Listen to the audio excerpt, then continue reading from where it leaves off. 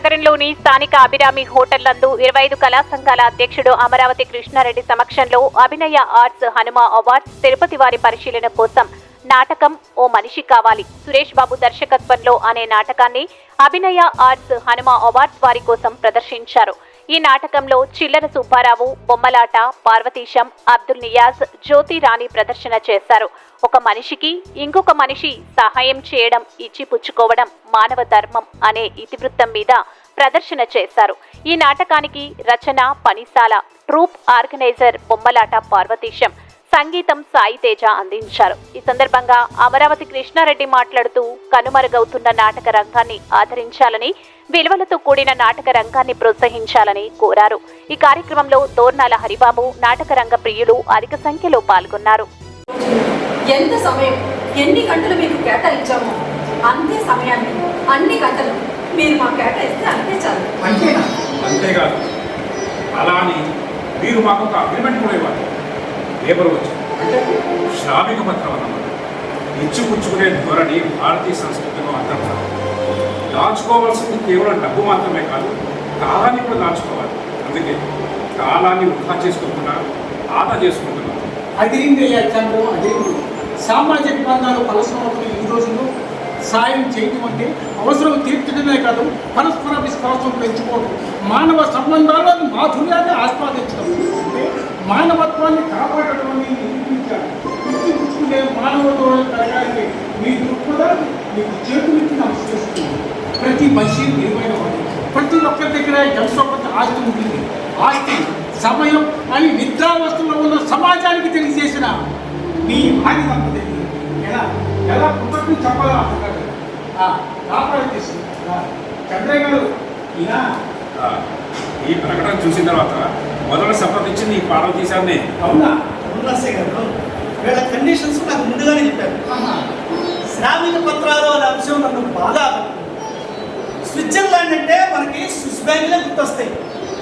కానీ అక్కడ డబ్బు కన్నా సమయానికే ఎక్కువ విలువనిస్తారు.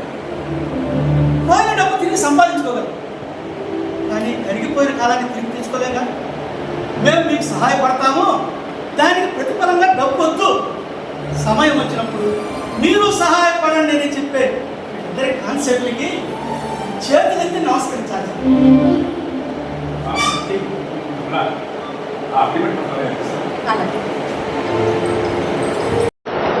అందరికీ నమస్కారాలు. మీడియా సోదరులకి నా నమస్కారాలు.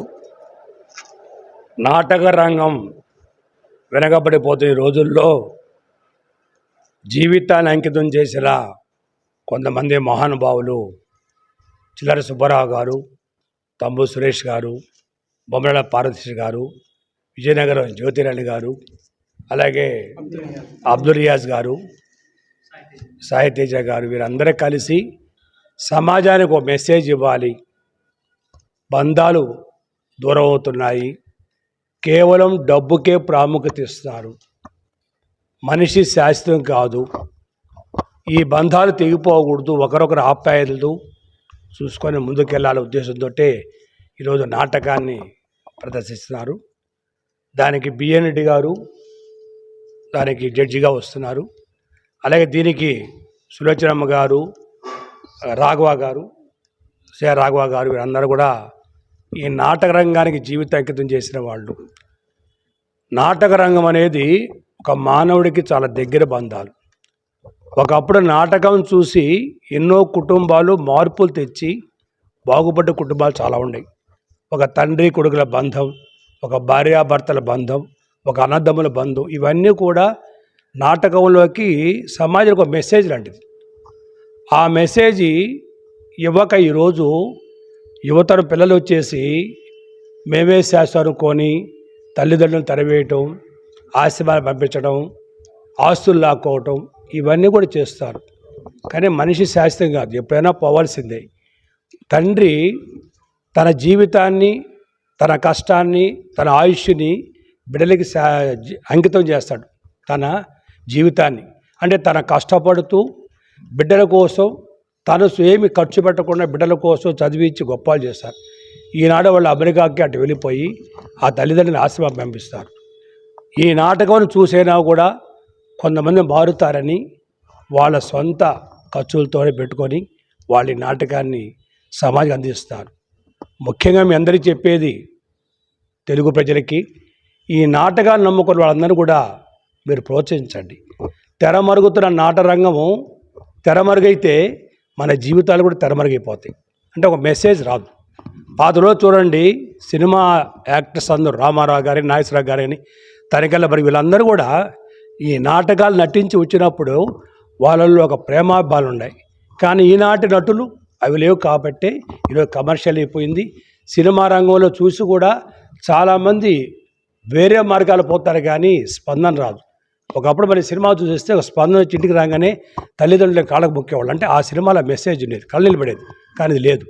కాబట్టి ఈ నాటక రంగం వాళ్ళు సమాజానికి మెసేజ్ ఇవ్వాలని ఈరోజు చేసిన కృషికి అందరిని అభినందిస్తూ, ప్రజలందరూ కూడా నాటకం అని వేసే వాళ్ళు ఎవరైనా వస్తే మీరు ప్రోత్సహించండి, వారికి కొంచెం ప్రేమ చూపించమని చెప్పి తెలియజేస్తూ, ఈ మెసేజ్ వల్ల కొందరన్నా మారుతారని చెప్పి వాళ్ళు చేసిన కృషిని అభినందిస్తూ, మా 25 కళా సంఘాల కన్వీనర్ హాస్య నటులు హరిబాబు గారు, అలాగే మా మిగతా కన్వీనర్స్ అందరూ కూడా ఎంతో సపోర్ట్ చేస్తారు. ఒక మంచి కార్యక్రమం జరిగితే 20 సంఘాలు సపోర్ట్ చేస్తాయి. తప్పకుండా మీరు అందరూ కూడా ఈ నాటకాన్ని ప్రోత్సహించాలని కోరుకుంటూ సెలవు చేసుకుంటాను. సింహపురి నాటక కళా పరిషత్ టౌన్ హాల్లో 2 రోజులు కానీ 3 రోజులు అని నాటక ప్రదర్శన జరుగుతుంది. ప్రతి రాష్ట్రం నుంచి, అంటే 2 తెలుగు రాష్ట్రాల నుంచి, ప్రతి జిల్లాల నుంచి వచ్చి దాంట్లో నాటకంలో నటించినప్పుడు వాళ్ళకి బహుమతి కూడా 10,000 రూపాయలు, 5,000 రూపాయల బుడేలు బహుమతి ప్రదానం చేస్తారు. ఈ సంవత్సరం ఆగస్టులో మన తంబు సురేష్ గారు, పార్వతీశ గారు, చిల్లర సుబ్బారావు గారు, అబ్దుల్ యాజ్ గారు, వీరందరి ఆధ్వర్యంలో రేపు ఆగస్టులో సింహపురి నాటకాల పరిషత్ ఆగస్టులో జరుగుతుంది.